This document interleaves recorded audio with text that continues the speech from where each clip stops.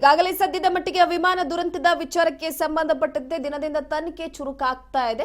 ಇದರ ಬಗ್ಗೆ ಮತ್ತಷ್ಟು ಮಾಹಿತಿಯನ್ನ ಕೊಡ್ತಾ ಹೋಗ್ತಾರೆ ನಮ್ಮ ಪ್ರತಿನಿಧಿ ಬಸವರಾಜ್ ಹೂಗಾರ್. ನ್ಯೂಸ್ ಡೆಸ್ಕ್ ಇಂದ ನೇರ ಸಂಪರ್ಕದಲ್ಲಿದ್ದಾರೆ. ಬಸವರಾಜ್, ಪ್ರಮುಖವಾಗಿ ನೋಡಿ, ವಿಮಾನ ದುರಂತ ಆಗಿ ಮೂರು ದಿನ ಆಗೇ ಹೋಗ್ಬಿಟ್ಟಿದೆ. ಸೊ ಕೆಲವೊಂದಿಷ್ಟು ತನಿಖೆ ಚುರುಕು ಪಡೆದುಕೊಂಡಿರುವ ವಿಚಾರಕ್ಕೆ ಸಂಬಂಧಪಟ್ಟಂತೆ ಒಂದು ಬ್ಲಾಕ್ ಬಾಕ್ಸ್ ಪತ್ತೆಯಾಗಿದೆ, ಇನ್ನೊಂದು ಕಪ್ಪು ಪೆಟ್ಟಿಗೆ ಪತ್ತೆಯ ವಿಚಾರವಾಗಿ ಕೂಡ ಪರಿಶೀಲನೆಯನ್ನ ನಡೆಸಲಾಗ್ತಾ ಇದೆ. ಸೊ ಎಲ್ಲೋ ಒಂದು ಕಡೆ ಸದ್ಯದ ಮಟ್ಟಿಗೆ ಎರಡನೇ ಬ್ಲಾಕ್ ಬಾಕ್ಸ್ ಸಿಕ್ಕಿದ್ರೆ ಈ ತನಿಖೆಯ ವಿಚಾರಕ್ಕೆ ಸಂಬಂಧಪಟ್ಟಂತೆ ಮತ್ತಷ್ಟು ಬಲ ಬಂದಂತಾಗುತ್ತೆ. ಯಾವ ರೀತಿಯ ಒಂದು ಸಮಸ್ಯೆ ಎದುರಾಗಿತ್ತು ವಿಮಾನಕ್ಕೆ ಅಂತ ಈ ಬಗ್ಗೆ ಮಾಹಿತಿ ಕೊಡೋದಾದ್ರೆ.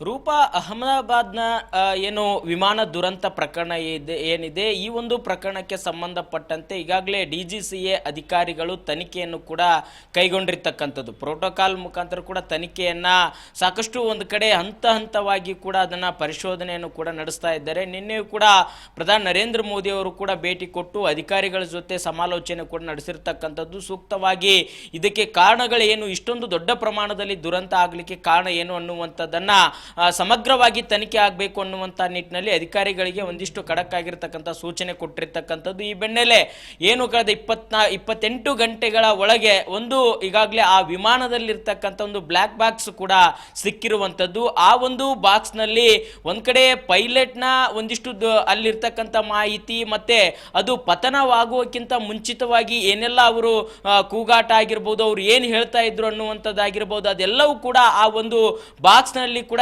ರೆಕಾರ್ಡ್ ಆಗಿರ್ತಕ್ಕಂಥದ್ದು. ಹಾಗಾಗಿ ಆ ಬಾಕ್ಸ್ ಈಗ ಪತ್ತೆ ಆಗಿರ್ತಕ್ಕಂಥ ಹಿನ್ನೆಲೆಯಲ್ಲಿ ಅದು ನಿಷ್ಕ್ರಿಯವಾಗಿಲ್ಲ ಅನ್ನುವಂಥದ್ದು ಕೂಡ ಮಾಹಿತಿ ಕೂಡ ಆಗೋದಿಲ್ಲ, ಅದರಲ್ಲಿ ಎಲ್ಲ ಮಾಹಿತಿ ಕೂಡ ಇರುತ್ತೆ ಅನ್ನುವಂತಹ ಒಂದಿಷ್ಟು ಸಾಧ್ಯತೆಗಳು ಕೂಡ ಇರುವಂಥದ್ದು. ಹಾಗಾಗಿ ಆ ಬಾಕ್ಸ್ನ ಈಗ ಒಂದು ಶೋಧನೆಯನ್ನು ನಡೆಸಿರ್ತಕ್ಕಂಥ DGCA ಅಧಿಕಾರಿಗಳು ಅದನ್ನ ತಾಂತ್ರಿಕವಾಗಿರ್ತಕ್ಕಂಥ ಕಾರಣದ ಹಿನ್ನೆಲೆಯಲ್ಲಿ ಈ ಒಂದು ದುರಂತ ಆಯ್ತಾ ಅಥವಾ ಪೈಲಟ್ನ ಎಡವಟ್ಟಿನಿಂದ ಈ ದುರಂತ ಆಯ್ತಾ, ಈ ಒಂದು ವಿಮಾನ ಒಂದು ಟೇಕ್ ಆಫ್ ಆದ ಒಂದು ಕೆಲವು 2 ನಿಮಿಷಗಳಲ್ಲೇ ಈ ಪತನ ಆಗ್ಲಿಕ್ಕೆ ನಿಜಕ್ಕೂ ಕೂಡ ಕಾರಣ ಏನು ಅನ್ನುವಂಥದ್ದನ್ನ ಆ ಒಂದು ಬ್ಲ್ಯಾಕ್ ಬಾಕ್ಸ್ ನ ಒಂದು ರೆಕಾರ್ಡ್ ಆಗಿರುತ್ತೆ ಅನ್ನುವಂಥದ್ದು ತಂತ್ರಾಂಶಗಳ ಒಂದು ತಂತ್ರಾಂಶಗಳನ್ನು ಕೂಡ ಅದರಲ್ಲಿ ಪರಿಶೀಲನೆ ನಡೆಸಿದಂತ ಸಂದರ್ಭದಲ್ಲಿ ಅಲ್ಲಿರ್ತಕ್ಕಂಥ ಎಲ್ಲ ಒಂದು ಡಾಟಾವನ್ನು ಕೂಡ ಈಗ ಏನು ಅದು ನಿಷ್ಕ್ರಿಯವಾದ್ರೂ ಸಹಿತ ಅದನ್ನು ರಿಟ್ರೈವ್ ಕೂಡ ಮಾಡ್ಕೊಳ್ಬಹುದಾ ಅನ್ನುವಂಥದ್ದನ್ನು ಕೂಡ ಈಗಾಗಲೇ ಅಧಿಕಾರಿಗಳು ಕೂಡ ಅದನ್ನ ಪರಿಶೋಧನೆ ಕೂಡ ನಡೆಸ್ತಾ ಇದ್ದಾರೆ ಅನ್ನುವಂಥ ಮಾಹಿತಿ ಕೂಡ ಸಿಗ್ತಾ ಇದೆ. ಆ ಒಂದು ಬಾಕ್ಸ್ ನಿಂದ ಏನು ಈಗಾಗಿರ್ತಕ್ಕಂಥ ದುರಂತಕ್ಕೆ ನಿಜಕ್ಕೂ ಕೂಡ ಕಾರಣ ಏನು ಅನ್ನುವಂಥದ್ದು. ಯಾಕಂತಂದ್ರೆ 2020ರಲ್ಲಿ ಕೂಡ ಕೇರಳದಲ್ಲಿ ಕೂಡ ಇಂತಹ ಒಂದಿಷ್ಟು ಅಪಘಾತ ಕೂಡ, ವಿಮಾನ ದುರಂತ ಅಪಘಾತ ಕೂಡ ಆಗಿತ್ತು. ಅದರಲ್ಲಿ ಕಾರಣ ಆ ಬಾಕ್ಸ್ ನಿಂದಲೇ ಕಾರಣ ಏನು ಅಂತಕ್ಕಂಥದ್ದು ಕೂಡ ಗೊತ್ತಾಗಿತ್ತು. ಅದರಲ್ಲಿ ಪೈಲಟ್ನ ಎಡವಟ್ಟಿನಿಂದ ಆ ಒಂದು ದುರಂತ ಆಗಿತ್ತು ಅನ್ನುವಂಥದ್ದನ್ನು ಕೂಡ ಆವಾಗ ಗೊತ್ತಾಗಿತ್ತು. ಹಾಗಾಗಿ ಈಗ ಇಷ್ಟು ದೊಡ್ಡ ಪ್ರಮಾಣದಲ್ಲಿ ದುರಂತ ಆದಂತಹ ಹಿನ್ನೆಲೆಯಲ್ಲಿ ಇದಕ್ಕೆ ಪ್ರಮುಖವಾಗಿರ್ತಕ್ಕಂಥ ಕಾರಣ ಏನು ಅನ್ನುವಂಥದ್ದನ್ನ ಈ ಒಂದು ಬ್ಲ್ಯಾಕ್ ಬಾಕ್ಸ್ ನಿಂದ ಕೂಡ ಗೊತ್ತಾಗಲಿದೆ ಅನ್ನುವಂಥದ್ದು ಕೂಡ ಈಗಾಗಲೇ DGCA ಅಧಿಕಾರಿಗಳು ಕೂಡ ಸಾಕಷ್ಟು ತನಿಖೆಯನ್ನು ಕೂಡ ಕೈಗೊಂಡಿದ್ದಾರೆ.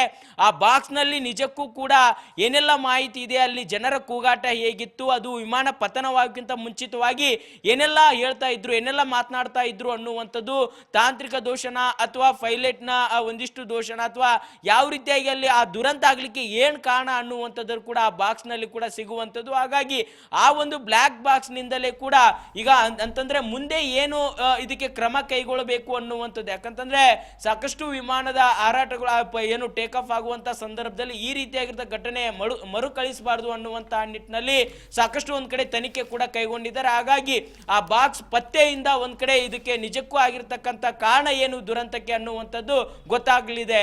ರೂಪಾ, ಬಸವರಾಜ್, ಪ್ರಮುಖವಾಗಿ ನೋಡಿ, ಮೃತದೇಹಗಳ ಹಸ್ತಾಂತರದ ವಿಚಾರವಾಗಿ ಇನ್ನೂ ಕೂಡ ಗೊಂದಲವಾಗಿದೆ.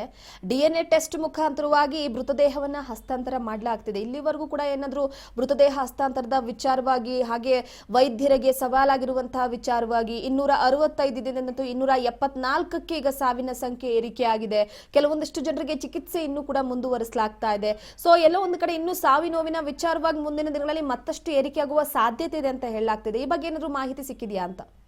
ರೂಪ ಈಗಾಗಲೇ ಏನು ನಿನ್ನೆ 265 ಇತ್ತು, ಈಗ 274ಕ್ಕೆ ಏರಿಕೆಯಾಗಿದೆ ಅನ್ನುವಂತಹ ಮಾಹಿತಿ ಕೂಡ ಸಿಗ್ತಾ ಇದೆ. ಅಂದರೆ ಸಾವಿನ ಸಂಖ್ಯೆ ಕೂಡ ಹೆಚ್ಚಾಗ್ತಾನೆ ಹೋಗ್ತಾ ಇದೆ. ಆಸ್ಪತ್ರೆಗೆ ದಾಖಲಾಗಿರ್ತಕ್ಕಂಥ ಕೆಲವೊಂದಿಷ್ಟು ಜನರು ಕೂಡ ತೀವ್ರ ಅಸ್ವಸ್ಥಗೊಂಡಂತಹ ಹಿನ್ನೆಲೆಯಲ್ಲಿ ಅವರು ಕೂಡ ಈಗ ನಿನ್ನೆಯೂ ಕೂಡ ಕೆಲವೊಂದಿಷ್ಟು ಸಾವು ಕೂಡ ಆಗಿದ್ದಾವೆ ಅನ್ನುವಂಥ ಮಾಹಿತಿ ಕೂಡ ಸಿಗ್ತಾ ಇದೆ.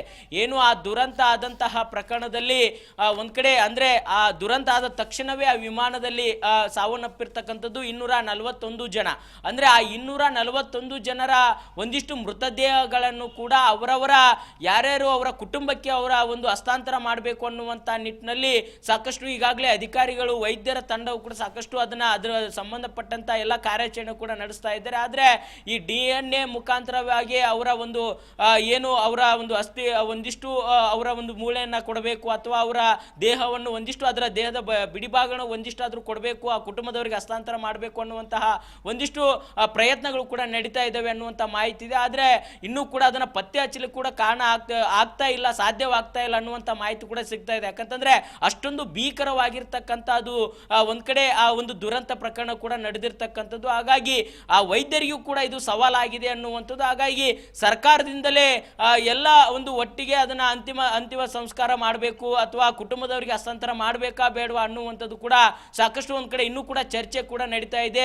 ಆ ಕುಟುಂಬದವ್ರನ್ನು ಕೂಡ ಮನವೊಲಿಸುವಂತ ಪ್ರಯತ್ನ ಮಾಡಿ, ಯಾಕಂತಂದ್ರೆ ಪ್ರತಿಯೊಂದು ಕೂಡ 241 ಅಲ್ಲಿ ಸ್ಪಾಟ್ ಅಲ್ಲೇ ಡೆತ್ ಆಗಿರ್ತಕ್ಕಂಥದ್ದು. ಇನ್ನು ಉಳಿದ ಆಸ್ಪತ್ರೆಗಳಲ್ಲಿ ಕೂಡ ಅವು ಸಾವನ್ನಪ್ಪಿರ್ತಕ್ಕಂಥ ಆಸ್ಪತ್ರೆಯಲ್ಲಿ ಸಾವನ್ನಪ್ಪಿರ್ತಕ್ಕಂಥವ್ರ ಕುಟುಂಬದವರಿಗೆ ಅವರ ದೇಹವನ್ನು ಹಸ್ತಾಂತರ ಮಾಡಬಹುದು. ಆದ್ರೆ ಇಲ್ಲಿ ಸ್ಪಾಟ್ ಅಲ್ಲೇ ಸಾಕಷ್ಟು ಒಂದು ಸುಟ್ಟು ಕರಕಲಾಗಿರ್ತಕ್ಕಂಥ ಒಂದು ದೇಹ ಕೂಡ ಇರ್ತಕ್ಕಂಥದ್ದು. ಹಾಗಾಗಿ ಅವುಗಳನ್ನ ಪತ್ತೆ ಹಚ್ಚುವಂತ ಕಾರ್ಯ ಕೂಡ ಸಾಕಷ್ಟು ಒಂದು ಕಡೆ ಸವಾಲಾಗಿ ವೈದ್ಯರಿಗೆ ಕೂಡ ಪರಿಣಮಿಸಲಿದೆ. ಹಾಗಾಗಿ ಅದರ ಬಗ್ಗೆ ಕೂಡ ಇನ್ನೂ ಕೂಡ ಅಧಿಕಾರಿಗಳ ತಂಡವು ಕೂಡ ಸಾಕಷ್ಟು ಸಮಾಲೋಚನೆ ಕೂಡ ನಡೆಸ್ತಾ ಇದ್ದಾರೆ ಅನ್ನುವಂತ ಮಾಹಿತಿ ಕೂಡ ಸದ್ಯಕ್ಕೆ ಮಾಹಿತಿ ಸಿಗ್ತಾ ಇದೆ. ರೂಪಾ, ಥ್ಯಾಂಕ್ ಯು ನಿಮ್ಮೆಲ್ಲ ಮಾಹಿತಿಗಾಗಿ ಬಸವರಾಜ್. ಪ್ರಮುಖವಾಗಿ ನೋಡಿ ಕೆಲವೊಂದಿಷ್ಟು ವಿಚಾರಕ್ಕೆ ಸಂಬಂಧಪಟ್ಟಂತೆ ಈಗಾಗಲೇ ಗಮನ ಹರಿಸಲಾಗ್ತಾ ಇದೆ. ಬಹಳ ತೀವ್ರವಾಗಿ ಈ ವಿಚಾರವನ್ನ ತೆಗೆದುಕೊಂಡಿರುವಂತದ್ದು ತನಿಖೆಯ ವಿಚಾರವಾಗಿ ಕೂಡ ಸಾಕಷ್ಟು ರೀತಿಯಲ್ಲಿ ಆಲೋಚನೆಯನ್ನ ಮಾಡಿ ಹಾಗೆ ಕೆಲವೊಂದಿಷ್ಟು ವಸ್ತುಗಳನ್ನು ವಶಪಡಿಸಿಕೊಳ್ಳುವ ಮುಖಾಂತರವಾಗಿ ಘಟನೆಗೆ ನಿಜವಾದಂತಹ ಕಾರಣ ಏನು ಅನ್ನುವಂಥದ್ದನ್ನ ಪತ್ತೆ ಹಚ್ಚಬೇಕಾಗಿದೆ.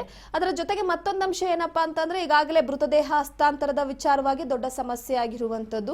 241 ಜನರ ಮೃತದೇಹವನ್ನ ಹಸ್ತಾಂತರ ಮಾಡಬೇಕಾಗಿದೆ ಅವರವರ ಕುಟುಂಬಸ್ಥರಿಗೆ. ಹಾಗಾಗಿ ಇಲ್ಲಿ ಕೆಲವೊಂದಿಷ್ಟು ವಿಚಾರಗಳನ್ನ ಗಮನಿಸ್ತಾ ಹೋಗೋದಾದ್ರೆ ಇದು ವೈದ್ಯರಿಗೂ ಕೂಡ ದೊಡ್ಡ ಸವಾಲಾಗಿರುತ್ತೆ. ಸೊ ಹಾಗಾಗಿ ಈಗ ಕಪ್ಪು ಪೆಟ್ಟಿಗೆ 1 ಸಿಕ್ಕಿದೆ, ಕಪ್ಪು ಪೆಟ್ಟಿಗೆ 2 ಸಿಕ್ಕಿದ್ರೆ ಎಲ್ಲೋ ಒಂದು ಕಡೆ ಇದ್ರ ಬಗ್ಗೆ ತನಿಖೆಯನ್ನು ನಡೆಸಿ ಪ್ರಮುಖವಾದಂತಹ ಕಾರಣವನ್ನ ಇಲ್ಲಿ ಬಯಲು ಮಾಡಬಹುದು.